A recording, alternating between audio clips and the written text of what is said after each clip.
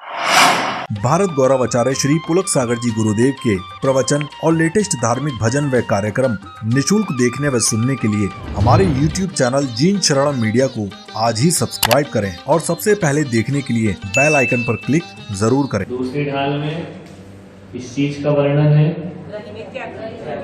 मिथ्यात्व का। मिथ्यात्व कितने प्रकार का, कौन कौन सा?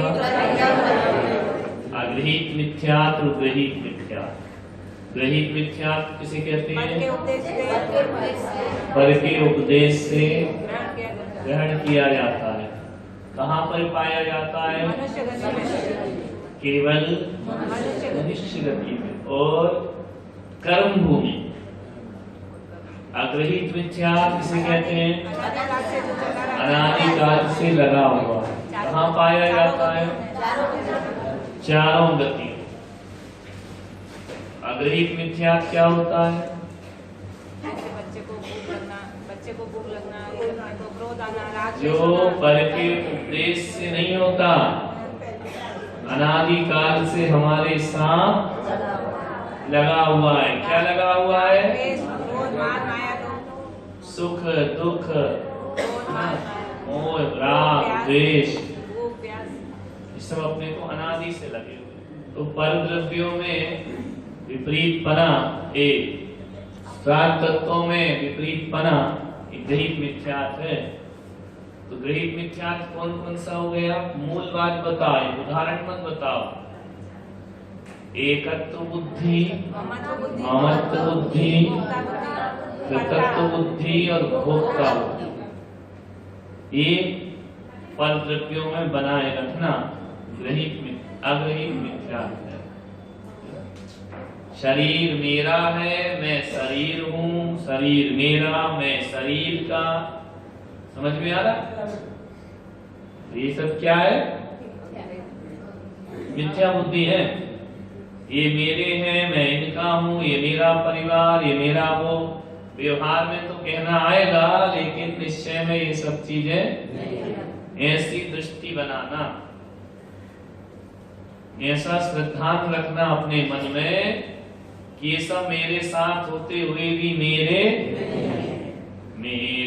न हुए हैं, मैं इनसे अति भिन्न अखंड निराला हूं।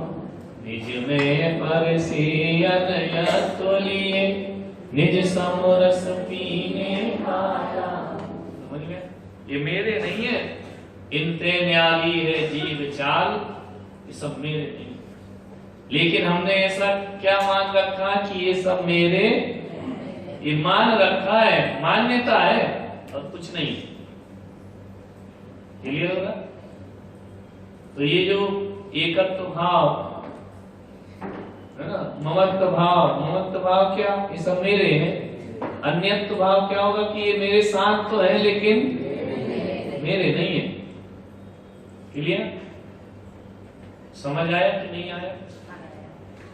लेकिन ये मिथ्यात्व के वशीभूत होकर जीव क्या करता है? शुभ अशुभ कर्मों का उदय आता है ना, तो सुखी दुखी होता है। लिखा ना, शुभ अशुभ बंद के फल मजार, रति अरति करे निज पद विसार। समझ गया? सुख का उदय आया, पुण्य का, तो जीव क्या हो जाता है? सुखी हो जाता है, आनंद मनाने लगता है। पाप का उदय आया तो क्या करने लगता है? ऐसा दिन भर चलता है कि नहीं? एक क्षण में सुखी, एक क्षण में दुखी। सुख दुख दोनों साथ चलते रहते हैं। इसमें जीव क्या करता है? रति अरति, अच्छा और बुरा अनुभव करता है ना। तो ये एक सिस्टम तो ये है कि दुख आएगा सुख जाएगा, सुख आएगा दुख जाएगा। एक सिस्टम ये चल रहा है। समझ में आ रहा? कि सुख है, थोड़ी देर बाद क्या है? दुख है, फिर क्या है? दुख है, फिर सुख है। ये चलते रहता है। एक जीवन ये है। एक जीवन वह है जिसमें दुख ही दुख चलता है, सुख नहीं होता। वो कौन सा? एक सांस में 8-10 बार जन्मो मरो। यहाँ कंटिन्यू दुख ही दुख है, एक सेकंड भी सुख नहीं है। कि है बोलो क्षमा में। कभी निगोद वालों को सुख मिलता है? कभी भी नहीं, एक क्षण को भी नहीं। वो नारकियों के लिए लिखा है, निगोदिया के लिए नहीं लिखा। नारकी जीवों को होता है तीर्थंकर के जन्म, निगोदिया को नहीं होता। समझ में आ रहा? नरकों में निरंतर मार काट है, तीर्थंकर के जन्म के समय एक क्षण को सुख होता है नारकी के लिए, निगोदिया जीव के लिए नहीं। उसे तो अनुभव का टाइम कहाँ है? एक सांस में जन्म मरण का, उसे कहाँ टाइम है सुख का? जहां निरंतर दुख होता है, एक क्षण को भी सुख नहीं है, वो निगोद। समझ में आ रहा? और जहां पे सुख दुख दोनों है, मनुष्य। जहां इंद्रिय सुख ज्यादा है, देवगति। नरकों में क्या है? दुख है, लेकिन निरोध जैसा नहीं है ना? जहां सुख ही सुख है, कभी दुख नहीं, एक क्षण को भी दुख नहीं है वहां। जो दशा निरोध की है वही दशा मोक्ष की है। बस अंतर क्या है कि वहां दुख है और वहां सुख है।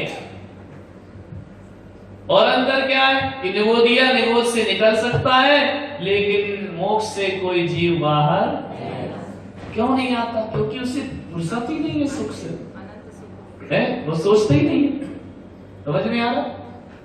इनको ना निगोदिया को तो जन्म मरण से फुर्सत नहीं है, समझना। और सिद्धों को सुख से फुर्सत नहीं आ रहा? समझ? इतना अनुभव करो कैसा सुख होगा। यहां एक पलक अनंतमा भाग सेकंड का उतना भी दुख नहीं है, सुख ही सुख है, आनंद ही आनंद है। इंद्रिय सुख भी नहीं है, बिना इंद्रिय के सुख है। तो उन्हें उस सुख से निकलने की फुर्सत भी नहीं। निकलना भी नहीं चाहता सुख से आदमी, काय से बचना चाहता है? सुख चाहे दुख ते भयवन। इतना सुख, इतना सुख, इतना सुख कि जैसे कहा ना, इतना दुख, इतना दुख, इतना दुख। नरकों में बिच्छू सहस्र हजारों करोड़ों जिह्वा भी उस दुख का वर्णन नहीं कर सकती है, तो करोड़ों अरबों जिह्वा भी सिद्धों के सुख का वर्णन नहीं कर सकती। इतना सुख है मोक्ष, अनंत सुख। समझ में आ? यानी उन्हें कुछ है ही नहीं सुख के अलावा।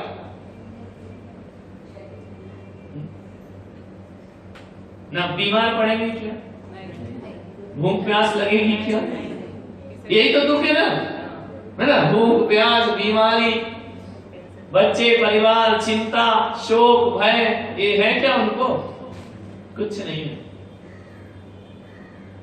संसार में दुखों के कारण कौन कौन से हैं? यही तो है 18 दोष, है ना? भूख है, प्यास है, जन्म है, बुढ़ापा है, खेद है, रति है, अरति है, स्वेद है, तना थकान है, ये सब है ना? ये एक भी नहीं है। जिसके पास एक भी ना हो तो कैसा रहेगा जीव? आनंद।